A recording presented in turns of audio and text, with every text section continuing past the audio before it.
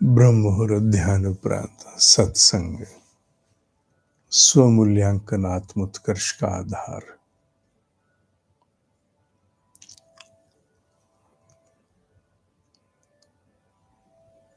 भय पर कल उल्लेख था, किस प्रकार का भय सर्वाधिक त्रस्त करता है, प्राण शक्ति को क्षीण करता है।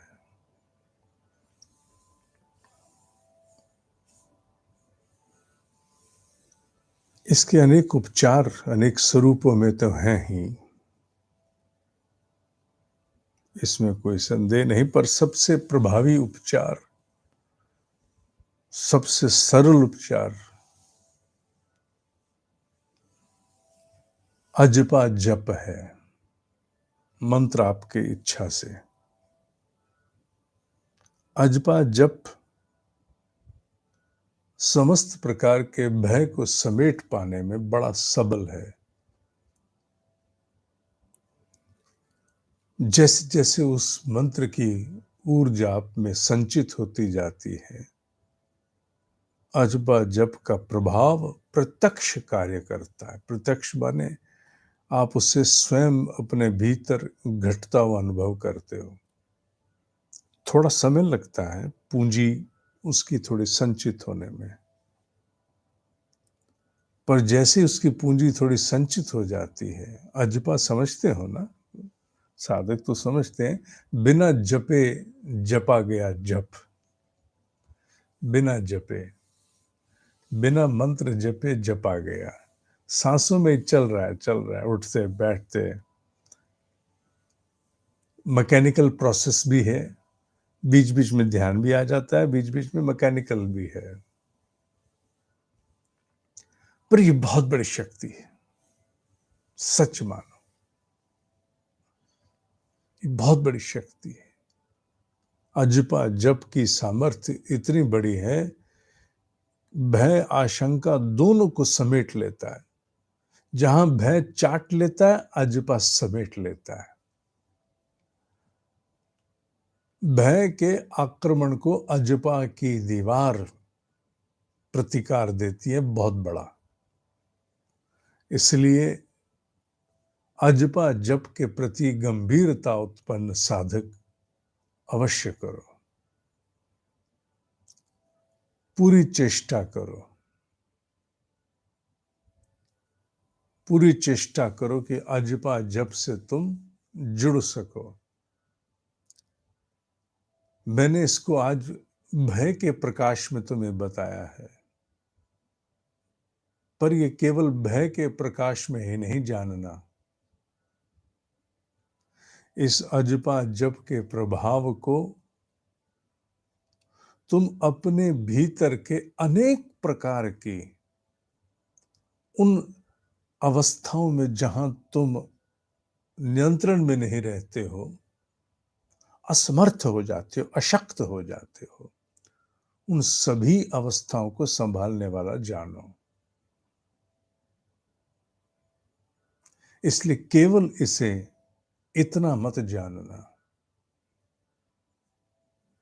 बहुत अवस्थाओं में अजपा जप का प्रयोग हुआ है, होता है, लोग करते आए और करते ही चले जाएंगे। भय के प्रकाश में विशेष रूप से मंत्र तुम्हारी इच्छा से। अंधेरे का भय है, अकेले होने का भय है, तो हनुमान गायत्री अनुभव किया, हनुमान जी पीछे खड़े हैं। बहुत से लोग, एक ब्रह्म ऋषि की मैं बात कर रहा हूं, ब्रह्म ऋषि से किसी ने पूछा था कि आपने मुझे कहा था कि मंत्र जप कर लेना जब कभी भय लगे, तो मैंने मंत्र जप किया पर मुझे भय फिर भी लगा। ये मैं किसी बहुत बड़े ब्रह्म ऋषि के प्रत्यक्ष वाक्य कहे हुए मैं बता रहा हूं। तो उन्होंने कहा, मंत्र ने अपना कार्य कर दिया है, पर तुम्हारा अज्ञ शरीर जो है वो केवल बचे हुए भय के जो तार हैं उनकी प्रतिक्रिया दे रहा है।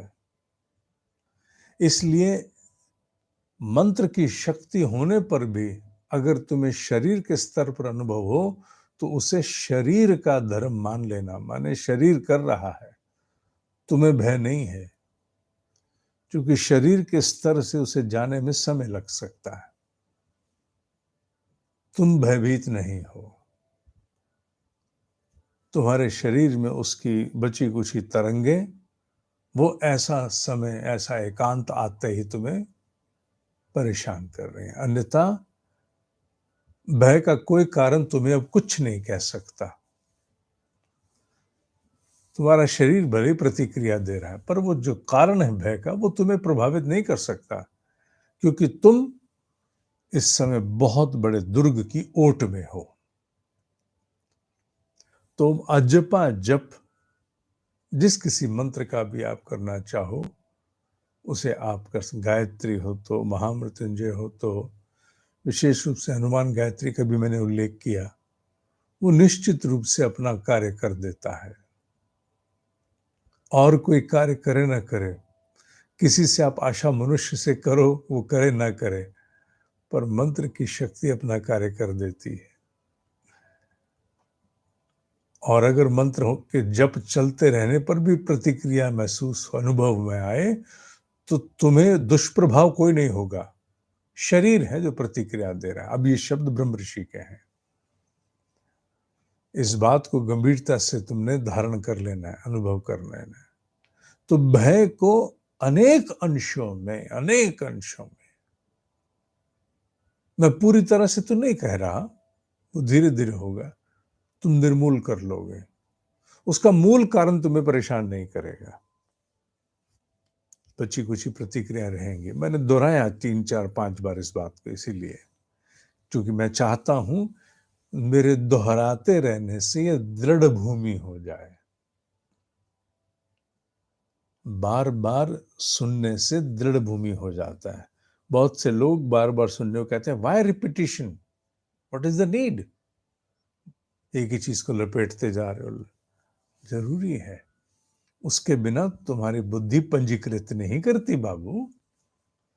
तुम बुद्धिमान तो हो, बुद्धिमान बहुत हो तुम, इसमें कोई संदेह नहीं है, पर क्या करें तुम्हारी बुद्धि का, जब वो कोई प्रभाव उत्पन्न कर पाने में असमर्थ है, निर्बल है, ऐसी बुद्धि किस काम की। इसलिए बार बार का दोहराना आवश्यक है। आई, ठीक है, कर्मयोग के आवेदन चल रहे हैं।